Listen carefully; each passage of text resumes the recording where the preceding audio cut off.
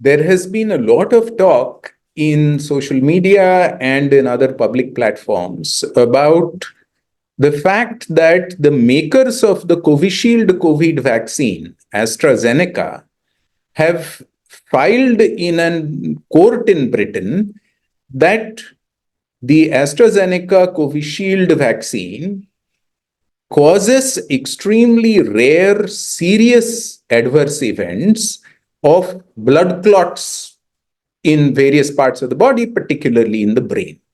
In this context, I would urge everybody to keep a few facts in mind. Firstly, this information is not new. We have known this information for the past 2.5 years. The scientific field has discussed this, has some guesses about why in extraordinarily rare individuals this outcome of not just Covishield, but all adenovirus vector-based vaccines occurs. And therefore, the fact that AstraZeneca has filed this court document simply is they are taking formal cognizance of the association between the vaccine and this extremely rare event. This is not based on any new information of widespread adverse events. This is based on information that is all already in the public domain. This is known that 1 in 100,000 or 1 in 200,000 people may suffer from this adverse event. The adverse event of clots seems to have a mortality rate of about 1 in 4 or 1 in 5. But all of this is well known. All these adverse events have occurred within days of taking the vaccine dose, not months or years after taking the vaccine dose. And therefore, there is no cause for us to get worried, upset, or concerned about the safety of Covishield or indeed of any other vaccine. This is not a consequence of poor regulation of vaccines. This is not a conspiracy of any sort. This is simply a company taking formal cognizance and acceptance of a well-known fact in the scientific literature for the past 2.5 years.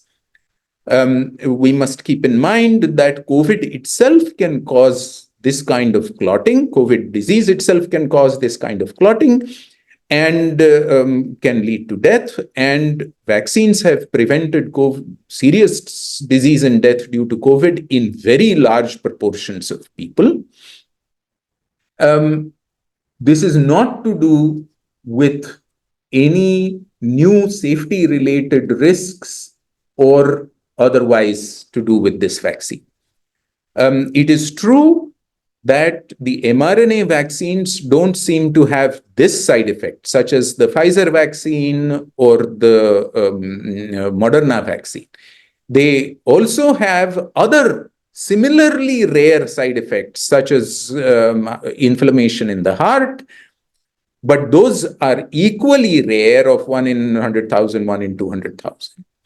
It is true that Covaxin, which is based on a different technology, does not have apparently this associated adverse effect, but Covaxin is harder to manufacture and the amount of immunity that is generated with Covaxin appears to be somewhat lower than that generated with the other vaccines.